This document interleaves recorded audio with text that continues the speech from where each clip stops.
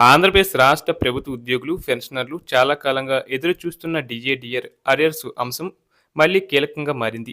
2018 నుంచి ఇప్పటి వరకు జరిగిన పరిణామాలను గమనిస్తే ప్రభుత్వం డిఏలను ప్రకటించినప్పటికీ వాటి బకాయిలు పూర్తిగా చెల్లించలేదు అనే విషయం స్పష్టంగా కనిపిస్తుంది. 2019 జనవరి నుంచి డిఏ 2.73%గా ప్రారంభమై 2019 జూలైలో 7.28%, 2020 జనవరిలో 10.92%, 2020 జూలైలో 13.65%, అలాగే 2021 జనవరిలో 17.29% వరకు పెరిగింది.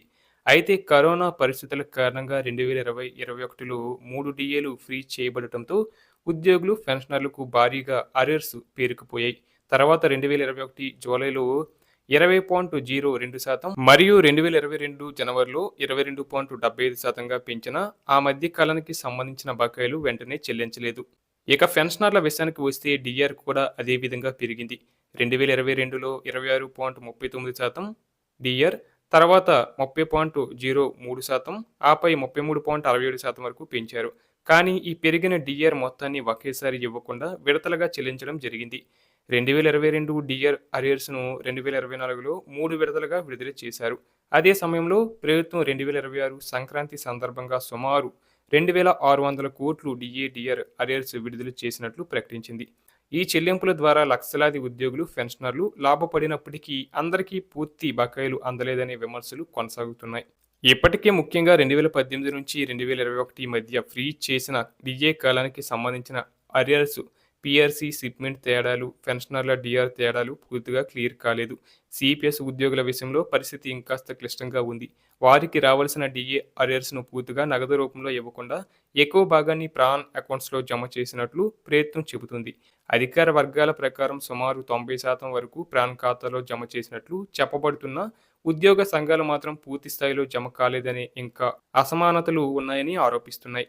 ఇక తాజా సమాచారం ప్రకారం ట్రెజరీ సాంకేతిక సమస్యల కారణంగా అరియర్స్ చెల్లింపుల్లో ఆలస్యం జరిగినట్లు అధికారులు తెలిపారు.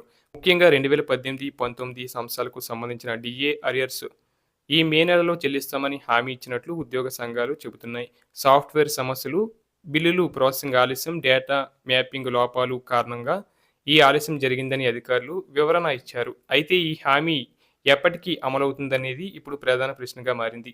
ఉద్యోగ సంఘాలు, పెన్షనర్ల సంఘాలు ప్రభుత్వం వెంటనే అన్ని పెండింగ్ డిఆర్ అరియర్స్ క్లియర్ చేయాలని, సిపిఎస్ ప్రాన్ ఖాతాల్లో పూర్తి మొత్తాలు జమ చేయాలని, ఫ్రీజ్ చేసిన డిఏలను పూర్తిగా విడుదల చేయాలని, పీఆర్సీ షిప్మెంట్ తేడాలను వెంటనే చెల్లించాలని డిమాండ్ చేస్తున్నాయి.